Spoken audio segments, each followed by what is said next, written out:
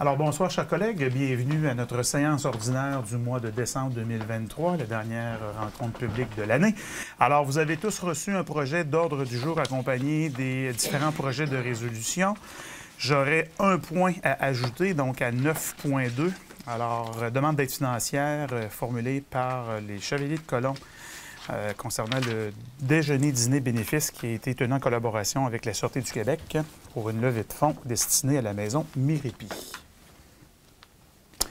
Alors, si le tout vous convient, j'aurais besoin d'une proposition pour entériner l'adoption de l'ordre du jour, M. Claude Duplain. Ce qui nous amène au point numéro 2, donc l'adoption du procès-verbal. Donc, adoption du procès-verbal de la séance extraordinaire du 22 novembre 2023, au terme de laquelle nous avons eu la chance d'adopter les différentes prévisions budgétaires. Donc, questions, commentaires, propositions, M. Bouillet. À 2.2, adoption du procès-verbal de la séance ordinaire du 22 novembre 2023. Vous avez tous eu la chance d'en prendre connaissance. Est-ce que vous avez des questions, commentaires, à défaut une proposition? M. Gladu en fait la proposition. Ce qui nous amène à la première période de questions. Est-ce que j'ai des questions provenant de la salle? Je constate que non. Alors, ça nous amène au point numéro 4 au niveau de l'administration de la MRC de Portneuf. Donc, à 4.1, la liste des déboursés pour la période comprise entre le 1er et le 30 novembre 2023. Est-ce que vous aviez des questions, commentaires? À défaut, j'aurais besoin d'une proposition pour entériner le tout. Monsieur Léveillé. À 4.2, nouvelle composition des différents comités et commissions, donc au niveau des nominations. Donc, en fait, comme vous le savez, à chaque période de 2 ans, à la suite de l'élection du préfet suppléant et du préfet, on procède à l'actualisation des différents comités et commissions. Alors, les représentants du Conseil de la MRC de Portneuf ont eu la chance de pouvoir transmettre leurs intérêts et un scrutin a été tenu pour procéder aux nominations lorsqu'il y avait plus de candidats que le nombre de postes à combler. Donc, je vais quand même profiter de l'occasion pour énumérer les différents comités et commissions et procéder en fait à l'annonce des personnes qui ont été nommées et désignées par le Conseil des représentants. Alors, comité d'analyse des projets qui concerne le programme d'aide à la mise en valeur des territoires non organisés de la MRC de Portneuf. Alors, les 3 personnes désignées et élues, M. Yves Bédard, M. Claude Duplain et Mme Danielle Ouellette. Au niveau du comité consultatif agricole, donc les personnes qui ont été désignées, M. Denis Lépine, M. Daniel Perron et M. Simon Ché. Au niveau du comité consultatif d'urbanisme des territoires non organisés, la personne qui a été nommée est Mme Danielle Ouellette. Comité de sécurité publique qui concerne la gestion de la loi sur la police notamment. Alors, M. Jean-Claude Léveillé, M. Daniel Perron, M. Mario Dupont et M. Claude Duplain ont été nommés par, évidemment, le Conseil des représentants. Au niveau de la commission de l'administration, alors M. Jacques Delisle, M. Mario Dupont, M. Jean-Claude Léveillé et M. Mario Alain ont été désignés par le Conseil des représentants. Au niveau de la Commission de l'aménagement et du développement du territoire, alors, messieurs Daniel Perron, Patrick Bouillet, Claude Duplain et Mario Dupont ont été désignés. Au niveau de la Commission du développement social et économique, nous avons nommé M. Mario Alain, M. Jacques Delisle, M. Jean-Claude Léveillé et Mme Lise Baillargeon. Au niveau de la commission de l'environnement, alors M. Yves Bédard, M. Guy Germain, M. Daniel Perron et M. Mario Leclerc ont été désignés. Au niveau du comité de sécurité incendie, alors M. Mario Alain et M. Claude Duplain, auquel évidemment s'ajoutent Mme Lise Baillargeon et Danielle Ouellette. Au comité d'analyse des projets déposés au Fonds de soutien aux projets structurants, les personnes nommées, M. Denis Lépine et Mme Lise Baillargeon. Au niveau du comité d'investissement commun, Mme Lise Baillargeon et M. Marion Leclerc. Comité d'analyse du Fonds patrimoine et culture, Mme Lise Baillargeon. Comité d'acquisition d'œuvres d'art, M. Patrick Bouillet. Au Forum des élus et comité directeur de l'entente sectorielle sur le développement des activités agricoles, M. Mario Alain et M. Claude Duplain. Au niveau des autres comités et représentations, donc notamment comité de surveillance de l'entente avec la Société protectrice des animaux de Québec, SPA, alors Mme Lise Louise Baillargeon et messieurs Marion Leclerc, Daniel Perron et Denis Lépine ont été désignés. Le conseil d'administration de l'Agence des forêts privées de Québec 03, M. Daniel Perron a été nommé. Au niveau du conseil d'administration du Centre d'archives régional de Portneuf, M. Patrick Bouillet représentera la MRC de Portneuf. Conseil d'administration de la Corporation de transport régional de Portneuf. Alors, M. Claude Duplain et moi-même avaient déjà été récemment nommés, auxquels personnes s'ajoutent M. Jacques Delisle et Guy Germain. Conseil d'administration de la Corporation du bassin de la Jacques-Cartier, M. Mario Dupont a été nommé. Comité consultatif régional à réserve faunique de Portneuf, M. Claude Duplain. Conseil d'administration du comité ZIP Les Deux-Rives, M. Patrick Bouillet. À la Régie régionale de gestion des matières visuelles de Portneuf, alors M. Archil Gladieux a été nommé et M. Yves Bédard agira comme substitut. Au niveau de la table de concertation de la Corporation d'aménagement et de protection de la rivière Sainte-Anne-Capsa, M. Yves Bédard a été nommé. Au niveau de la table de concertation régionale de l'estuaire fluvial, alors M. Patrick Bouillet a été désigné et M. Simon Ché agira comme substitut. Comité du réseau local des partenaires de Portneuf et du Centre intégré universitaire de santé et des services sociaux de la capitale nationale. Alors, messieurs Mario Alain, Claude Duplain et Marion Leclerc ont été désignés. Comité de l'entente sur les paysages, M. Patrick Bouillet a été nommé. Et au conseil d'administration de la Société de la piste Jacques-Cartier-Portneuf, M. Yves Bédard et Claude Duplain ont été nommés. Alors, je profite de l'occasion pour d'abord remercier l'engagement des personnes qui ont agi sur les différents comités et commissions au cours des dernières années et de souhaiter la bienvenue et de bonne continuité pour l'ensemble des personnes qui ont été nommées pour les prochaines années pour représenter la MRC et les différents intérêts de notre région. Alors, merci à vous tous et félicitations. Alors, j'aurais besoin d'une proposition pour entériner le tout. Monsieur Mario Dupont. 4.3, règlement numéro 416 décrétant les méthodes d'imposition des quotes-parts 2024 applicables aux municipalités. Alors, comme vous le savez, nous avons adopté les prévisions budgétaires le mois dernier, 2024. Alors, l'étape subséquente vise à adopter le règlement qui va mettre en place les méthodes d'imposition des différentes quotes-parts. Alors, vous avez tous eu la chance de pouvoir prendre connaissance du projet de règlement. Est-ce que vous avez des questions, commentaires? À défaut, j'aurais besoin d'une proposition pour entériner le tout. M. Jacques Delisle propose regroupement d'achat en commun de produits d'assurance contre les cyberrisques, autorisation de joindre le regroupement de l'Union des municipalités du Québec. Alors, suite à des vérifications et des discussions qui ont été intervenues, l'Union des municipalités du Québec a transmis une proposition à la MRC et le montant, en fait, s'élève à 3 628,68 taxes incluses auprès de la firme BFL Canada, risque d'assurance pour la période du 24 novembre 2023 au 1er juillet 2024 pour notre entrante d'assurance. Monsieur Ché, en fait, la proposition. Ce qui nous amène à la création au point 4.5 d'un deuxième poste de conseillère aux entreprises et nomination de la personne qui occupera ce poste. Donc, à la suite de l'affichage et de l'analyse des candidatures reçues, nous vous recommandons, en fait, d'abord, de créer un deuxième poste de conseillère aux entreprises et de procéder à la nomination de Mme Diane Martineau à titre de conseillère aux entreprises. Monsieur Raymond Franqueur.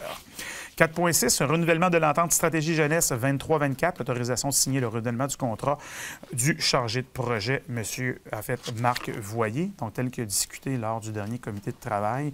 La résolution vise à renouveler le contrat de M. Voyer à titre de chargé de projet pour une période additionnelle d'1 année pour la période comprise entre le 1er décembre 2023 au 30 novembre 2024, avec les modalités d'emploi prévues pour les contrats des chargés de projet. M. Vézina en fait la proposition. 4.7, modification aux conditions d'embauche des employés non syndiqués. Donc, essentiellement, la résolution vise à pouvoir modifier les contrats d'embauche temporaires afin de pouvoir ajuster et actualiser la compensation salariale pour les avantages sociaux à 18 afin, évidemment, d'être compétitif et équitable avec les autres, en fait, postes similaires. M. Lépine, en fait, la proposition. Point numéro 5, au niveau de l'administration des territoires non organisés, donc à 5.1, prévision budgétaire des territoires pour l'année 2024. Alors, tel qu'il a été présenté lors du comité plénier, on doit également adopter le budget 2024 en fait, des territoires non organisés. Le Conseil des représentants agit à titre de conseil municipal des TNO. Donc, le Conseil, en fait, propose l'adoption de prévisions au montant de 413 348 pour les TNO de Portneuf, que le Conseil autorise également le report d'affectation qui n'ont pas été réalisés en 2023 à l'année 2024 pour un montant de 18 528 soit 12 000 pour des achats relatifs à la sécurité civile et 6 528 au programme d'aide financière aux infrastructures. En fait, que le Conseil autorise également le retour au surplus libre de l'affectation, de 3 884 et 75 sous moins les frais légaux, et que le Conseil fixe le taux de taxe foncière à 0,3357 du 100 d'évaluation pour l'année fiscale 2024 et que le Conseil de la MRC de Portneuf fixe pour l'année 2024 à 1 mensuellement, donc 12 annuel, le pourcentage d'intérêt qui sera effectué à tout contribuable qui acquittera après échéance les impôts fonciers exigibles sur les territoires non organisés. Madame Danielle Ouellette en fait la proposition. 5.2, financement des projets réalisés dans le cadre du programme d'aide aux initiatives de mise en valeur des territoires non organisés de la MRC de Portneuf 2023. Alors, M. Lessard avait eu la chance de vous partager les fiches d'analyse et surtout les projets qui étaient à réaliser. Donc, essentiellement, la résolution vise à octroyer des subventions au regroupement des propriétaires du secteur Valérie-Baudette, 6 818, à la ZEC Batiscan-Nelson, 17 040 au Club Roquemont, 1 766, ainsi qu'à la ZEC de la Rivière-Blanche au montant de 25 400 sur la base des rapports d'exécution présentés par ces organisations. Monsieur Duplain en fait la proposition. Ce qui nous amène au point maintenant numéro 6 au niveau du service de l'aménagement du territoire et de l'urbanisme, donc 6.1. Certificat de conformité au schéma d'aménagement et de développement au nombre 6. Alors, M. Lessard, je vous cède la parole. Oui, effectivement. Donc, 6 règlements qui vous sont présentés pour certificat de conformité. Donc, le premier règlement concerne une modification au règlement de zonage de la municipalité de Deschambault-Grondines. En fait, ça concerne des modifications apportées aux modalités applicables à certaines constructions accessoires. On parle de bâtiments d'agrément. Donc, il n'y a pas d'exigence particulière à cet effet-là au schéma d'aménagement, donc ça s'avère conforme. Le deuxième règlement concerne une modification au plan d'urbanisme de la ville de Donnacona. En fait, ça vise l'agrandissement d'une affectation mixte résidentielle commerciale à l'intérieur du périmètre d'urbanisation de la ville. Il n'y a aucun élément particulier du schéma d'aménagement qui s'applique au secteur concerné. Le troisième règlement, c'est une modification au règlement de zonage de la ville de Donnacona. En fait, c'est une modification qui est apportée en concordance avec la modification précédente au plan d'urbanisme. Ça vise le même secteur et ça vise à ajuster le règlement du zonage ou le plan de zonage en conséquence. Quatrième règlement, c'est une modification au plan d'urbanisme de la ville de Portneuf. Le règlement adopté vise à revoir la délimitation d'une aire vouée à l'exploitation d'une carrière dans la seigneurie de Pertuis. Ce sont des usages qui peuvent s'avérer compatibles avec l'affectation forestière qu'on retrouve au schéma d'aménagement et ça s'avère conforme aux exigences du schéma.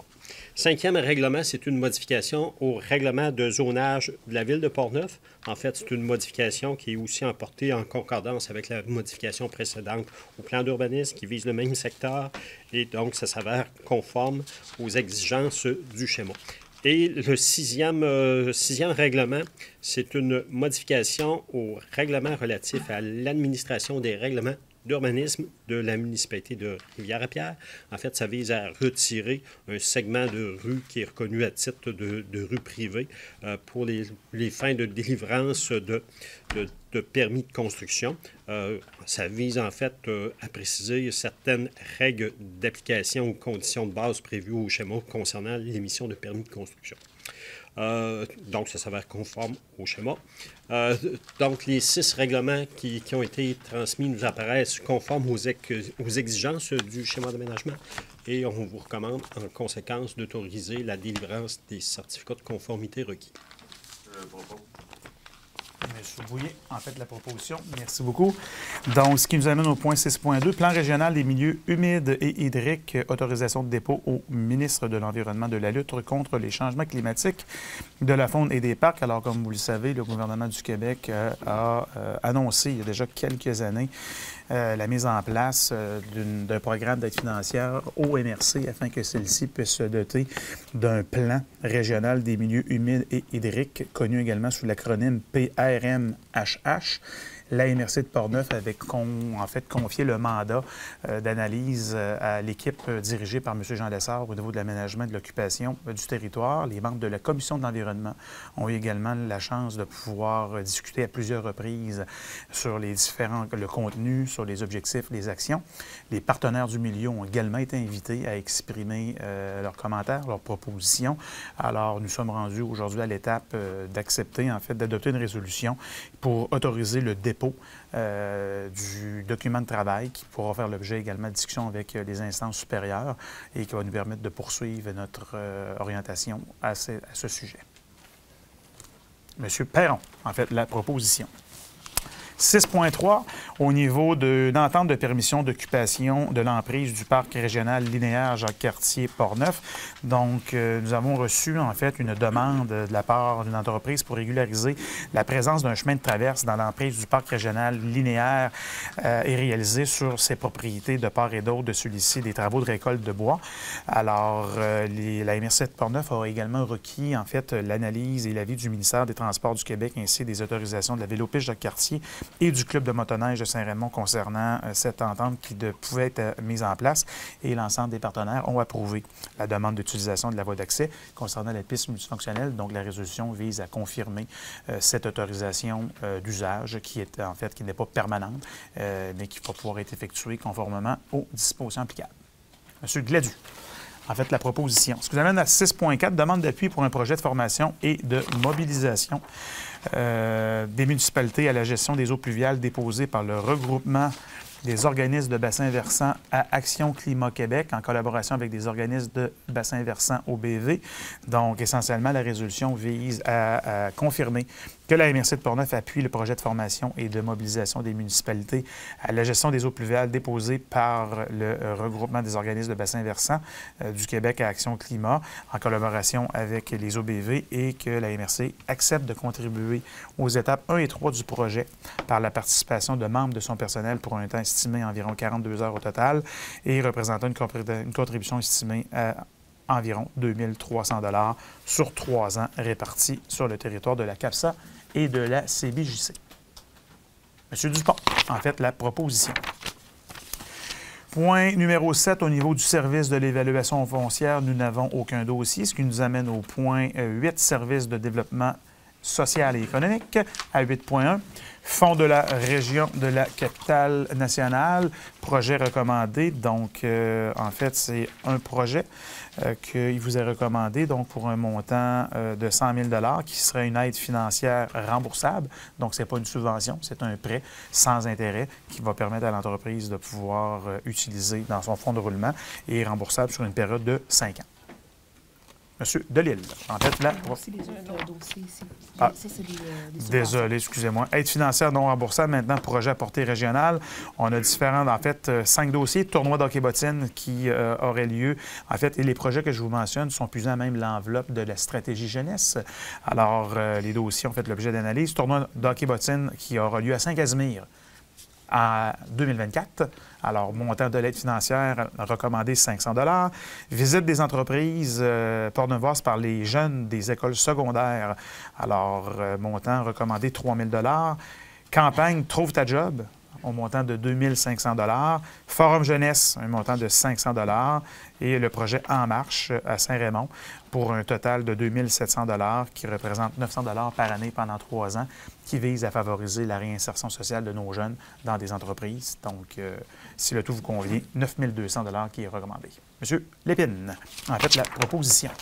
Ce qui nous amène au point 8.2, comité d'investissement commun, adoption, en fait, 2 projets. Le premier qui concerne une combinaison d'un prêt FLI FLS au montant de 80 000 $ sous forme de prêt et une subvention du Fonds de soutien aux entreprises volet 2 pour 10 000 $. Et le second dossier qui concerne également un prêt de 40 000 puisant à même le Fonds local de soutien aux entreprises. FLS. Fonds FLS. local de solidarité. Est-ce que le tout vous convient? Monsieur Leclerc en fait la proposition. 8.3, activité rendez-vous RH Portneuf 2024, demande d'aide financière. Donc, on a eu la chance de discuter de cette demande. La demande d'aide financière s'élève à 2 000 $, donc une activité qui aura lieu en mars 2024 à l'intérieur de notre région. Donc, j'ai une proposition. Monsieur Ché en fait la proposition. 8.4, programme d'aide à la restauration patrimoniale. Donc, nous avons un dossier qui concerne un immeuble situé dans la municipalité de Cap-Santé concernant le remplacement de 2 portes d'entrée en façade avant par des portes en bois de modèle traditionnel, donc montant admissible du projet 10 734,53 pour un montant de subvention recommandé de 8 050 et 90 sous. Madame Baillargeon en fait la proposition. 8.5, Salon industriel de Québec, offre de partenariat avec la Ville de Saint-Raymond et la Corporation de développement de Saint-Raymond. Donc, vous devez évidemment savoir qu'il y aura un forum qui aura lieu en 2024 à Québec et qui nous permettrait, en fait, d'unir nos forces avec la Ville de Saint-Raymond afin d'offrir une vitrine sur nos parcs industriels et autres opportunités. Donc, l'activité se déroulera le 8, 9 et 10 octobre 2024. Et la participation, en fait, représente une dépense estimée à 6 940 $ plus taxes. Donc, pour une participation de la MRC à 3 470 $. On parle des frais de location, donc, pour le site. Pour les kiosques. Et évidemment, de prévoir également une autre enveloppe budgétaire concernant la promotion que nous pourrons faire pour nous assurer, évidemment, de bien représenter la MRC de Portneuf lors de cette activité. Une proposition en ce sens. Mario Dupont en fait la proposition. 8 points, donc ça complète les points au numéro 8. Ça s'amène aux dossiers régionaux à 9.1, Portneuf en forme, demande de participation financière 2024. Alors, le tout avait été planifié dans le budget, donc un montant de 10 000 $ qui va permettre à Portneuf en forme de poursuivre leur accompagnement dans la presque totalité des écoles primaires de la région de Portneuf afin d'offrir une plage additionnelle d'activité physique à nos petits. Monsieur Bouillet en fait la proposition. Alors, 9.2, aide financière, Chevalier de Colomb, Sûreté du Québec, Maison Méripi.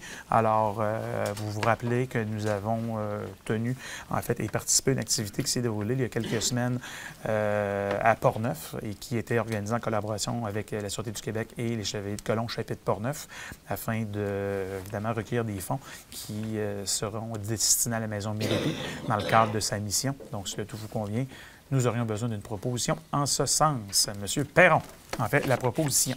Ce qui nous amène au point numéro 10 au niveau des rapports comité-commission. Donc, Commission de l'aménagement et du développement du territoire, aucune rencontre. Commission du développement social et économique, les points ont fait l'objet de résolution ce soir. Commission de l'environnement, M. Bédard. Une rencontre le 1er décembre, il y a 3 sujets. 2 ont fait l'objet de résolution ce soir. Le dernier, c'est le dossier du développement du lac Métoué, pour lequel les développements sont ce qui a été demandé de 5 ans. Un développement jusqu'à 5 ans de propriété va être amené à un développement de 37 propriétés sur le lac, suite aux analyses qui ont été faites au niveau environnemental pour les cours d'eau.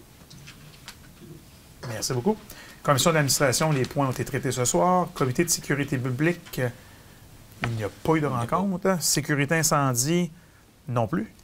Transport régional, on a tenu une rencontre, en fait, la semaine dernière, alors à laquelle nous avons eu la chance de participer pour la première fois, donc en compagnie de M. Delisle, M. Duplain, donc très belle rencontre. Donc, je comprends que les membres du conseil d'administration sont dans l'élaboration du budget 2024, donc il reste certains éléments à confirmer afin d'adopter le tout. Alors, on aura la chance de pouvoir poursuivre notre collaboration avec ces derniers tout au long de l'année prochaine. Régie régionale de gestion des matières résiduelles à Portneuf, aucun point signalé. Forum des élus de l'État national, aucune rencontre. Alors, affaires nouvelles, intervention des représentants. M. Duplain. Je voudrais vous faire part, vous savez qu'on l'UMQ est en train de négocier le nouveau partenariat Québec-Municipalité. Je vous signaler que ça a été signé à 4 heures cet après-midi. L'UMQ a travaillé beaucoup avec d'autres partenaires aussi sur cette rencontre qui a été signée cet après-midi. Il y a des avancées vraiment substantielles pour les municipalités en région. vous allez voir dans le communiqué cette année, vous allez sûrement recevoir par la main de votre association. Et je me permets de dire que ça peut être la fun si plus de villes de Portneuf font partie de l'UMQ. Je pense qu'ils font un bon travail. C'est pas cher. Monsieur l'a dit, je pense que vous êtes entré membre dernièrement. Et ça fait vraiment pas cher. C'est pas dans l'initiative. Je pense que ça nous a coûté 100, 200 piastres. Maximum. Pour être membre. Et donc, seulement recevoir un service de l'UMQ vous paye l'adhésion. Et je pense que ça pourra marquer que Portneuf croit aussi à l'UMQ sans dédaigner la FQL. Mais je pense que ça doit faire partie des deux associations. Merci, M. Duplain. D'autres interventions?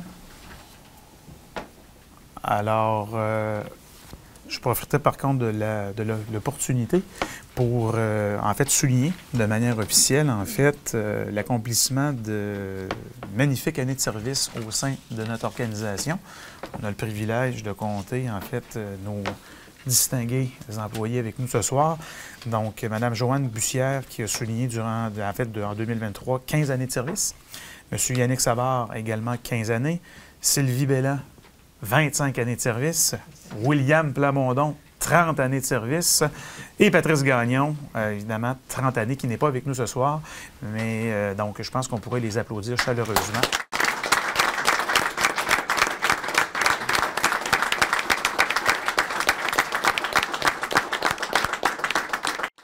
Alors, félicitations. Puis comme dirait Dominique Michel, on s'en souhaite un autre 30 ans. OK? Alors, ce qui complète l'intervention des représentants, donc, qui nous amène à la seconde période de questions. Des questions du public? Pas de questions? Alors, je vous invite à noter, en fait, à vos agendas notre prochaine rencontre qui aura lieu au mois de janvier. Et avant de lever l'Assemblée, je vais quand même profiter de l'occasion pour offrir à l'ensemble des Portneuvoises et Portneuvois, en votre nom et mon nom personnel et ceux des employés, de joyeuses fêtes. Nous savons que l'année 2023 a été difficile, a été une année qui a, en fait, heurté différentes références tout au long de l'année, que ce soit en termes de banque alimentaire, que ce soit de besoins, que ce soit en fait de différents enjeux. Alors, sachez que les conseils de représentants s'assurent d'être à l'écoute des besoins des Portneuvoises et des Portneuvois et que nous allons mettre tout ce qui est en notre pouvoir pour que l'année 2024 s'inscrive dans notre continuité et que nous allons aider dans la mesure, évidemment, de nos moyens respectifs, l'ensemble de nos organismes, entreprises et autres. Alors, sur une touche plus festive, profitez des beaux moments qui s'offrent à vous. Le plus beau cadeau qu'on peut s'offrir les uns vers les autres, c'est le temps que nous pouvons donner à nos proches, à nos amis, aux membres de notre famille. Donc, profitez des prochaines semaines qui, j'espère, vous permettre de vous reposer parce que vous avez travaillé tous très fort tout au long de l'année. Et j'interpelle les employés, Mme Frenette, l'ensemble des employés de la MRC et les employés syndiqués. Alors, on est fiers de votre engagement et on vous souhaite à toutes et à tous une magnifique période des fêtes et une bonne et heureuse année 2024. Alors, j'aurais besoin d'une proposition pour lever la dernière séance publique 2023. Monsieur Delisle. Alors, bonne fin de soirée à tous.